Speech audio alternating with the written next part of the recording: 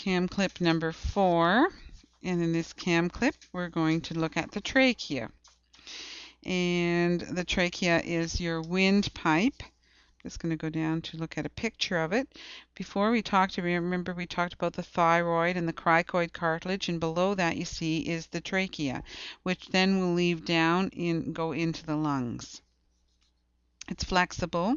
It comes down from the larynx, which is this area right here, and it's in front of the esophagus, and it has these C-shaped cartilages right here.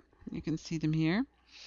The inside is the trachea is going to come down and bifurcate or branch to go into the right and left lung, lined with cilia. And remember, everything that opens to the outside is mucous membrane lined.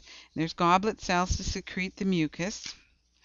So what is the job of the trachea? The job of the trachea is to filter the incoming air and trap foreign particles. Remember that it's a cartilage in the front, and that's what keeps it open, and posteriorly it's a C-shaped. You see how this piece doesn't have cartilage on it here, and so that's connective tissue. So it is a little bit unprotected in the back side of it, and this again allows the esophagus to expand into it. Now the bronchial tree, I'm going to go to a picture here. So there's another picture of the trachea, and you can see it branching into the right and left. The bronchial tree then becomes this branched network of branched airways that move from the trachea and branch and branch and branch all the way down to the alveoli, or this microscopic air sacs in the lung. So we get secondary bronchi, smaller and smaller airways, all the way down to bronchioles. And then we get the alveolar duct right here, which then is going to branch into the alveoli or the air sacs. Capillary nets. Now I think I have a better picture than that coming here. Yeah, here's the next picture. Okay, we'll just look at this picture while we go by it. So again, here's the bronchi, the trachea branching into bronchi all the way down. Now this picture here, so let's get our bearings here. This is the bronchiole, and then it gets smaller and smaller and branches into the alveolar duct right down in here. This is the actual air sacs, or the alveoli. And we have blood supply coming, and the blood supply wraps on the outside like this. And it comes from the heart, so it's going to be the pulmonary artery, which is now an arteriole.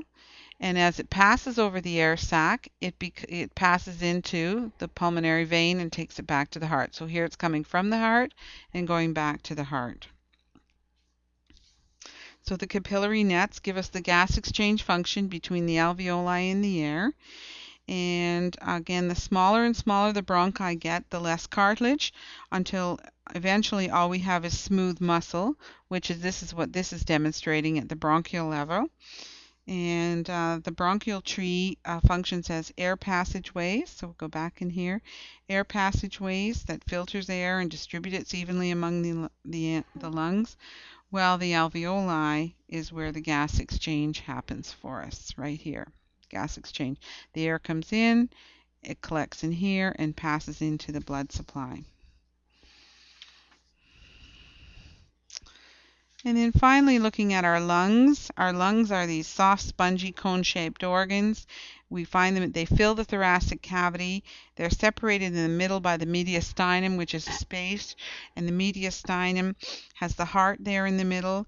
The diaphragm comes up here. We'll find the diaphragm coming up to this piece right here. And the diaphragm, if you remember, creates this water and airtight seal between them.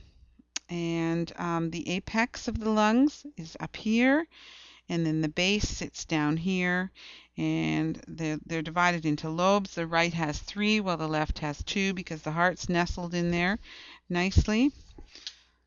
Okay, and just to give you a better picture, there's the diaphragm. You can see the heart snuggled in there, the 3 lobes of the left lung, and the 2 lobes of the